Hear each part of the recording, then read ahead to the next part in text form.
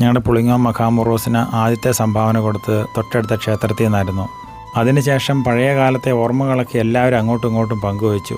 പള്ളി committee office സൗഹൃദത്തിൻ്റെ നല്ല വേദിയായി. ഒരു നാടിൻ്റെ പുണ്യം.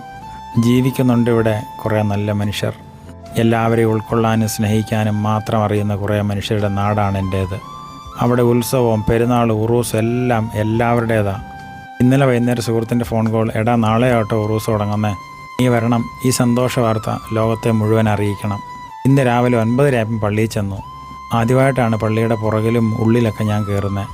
ആരും എന്നെ ഒരു അപരിചിതനെപ്പോലെ നോക്കിയില്ലെന്ന് മാത്രമല്ല, ഒത്തിരി ചിരിക്കുന്ന മുഖങ്ങളെയും കണ്ടു. അമ്പലത്തിൽ നിന്നുള്ള ഉത്തരവാദിത്തപ്പെട്ടവർ വന്നപ്പോഴേക്കും കൊടുവുയർത്തലും തുടങ്ങി.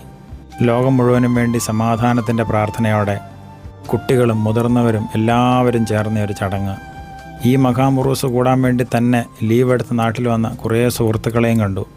എല്ലാവർക്കും നല്ലത് വരട്ടെ എന്ന് മാത്രം ആശംസിച്ചുകൊണ്ട് മുതിർന്നവർ പ്രാർത്ഥിച്ചുകൊണ്ടേയിരുന്നു. അതിനിടെ ചെറിയ അനൗൺസ്മെൻറ്റ്, എല്ലാവർക്കും മധുരം നൽകുന്നുണ്ട്, സ്വീകരിച്ചിട്ടേ പോകാവുള്ളൂ. നല്ല പായസം കൊച്ചു വർത്താനത്തോടെ അവരങ്ങ് വിളമ്പിയപ്പം അതിന് കൂടുതൽ രുചിയെന്ന് തന്നെ പറയാം. ഇന്ന് ഏപ്രിൽ 9. ഏപ്രിൽ 13 തിങ്കളാഴ്ച വരെ ഇനി ഇവിടെ തിരക്ക് തന്നെയാണ്. വരും നാനാജാതി മതസ്ഥർ. കണ്ണൂർ ജില്ലയിലാണ് ഈ പുളിങ്ങോം എന്ന സ്ഥലം. പയ്യന്നൂരിൽ നിന്ന് ബസ് നിറഞ്ഞ് എക്സ്ട്രാ ബസ്സുകൾ വരെ ഉണ്ടായിരുന്നു ഈ ഉറൂസിൻ്റെ കാലങ്ങളിലൊക്കെ. ഒരു നാടിൻ്റെ സ്നേഹത്തിൻ്റെ ആഘോഷം. പുളിങ്ങോം ചരിത്രപ്രസിദ്ധമായ ഈ മഖാം ഉറൂസിന് ശ്രീ ശങ്കരനാരായണ ധർമ്മശാസ്ത്ര ക്ഷേത്രത്തിൽ നിന്നും എല്ലാവിധ ആശംസകളും ഈ ഉറൂസ് ഭംഗിയായി തീരുന്നതിന് വേണ്ടി പ്രാർത്ഥനകളോടൊപ്പം സമർപ്പിക്കുക. വലിയ സ്നേഹത്തിൽ എല്ലാവരും കഴിയുന്ന നാട്ടിലേക്ക് ഒത്തിരി സ്നേഹത്തോടെ ഞാൻ എല്ലാവരെയും വിളിക്കുക. ഞങ്ങളുടെ നാടിൻ്റെ നന്മ നിങ്ങളും അനുഭവിക്കണം.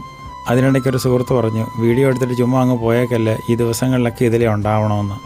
ചില സ്ഥലങ്ങളും മനുഷ്യരും അങ്ങനെയാണ്. നമ്മൾ വിചാരിക്കുന്നതിലപ്പുറം സ്നേഹിക്കാനും ബഹുമാനിക്കാനും അറിയാം. ദൈവം അനുഗ്രഹിക്കട്ടെ.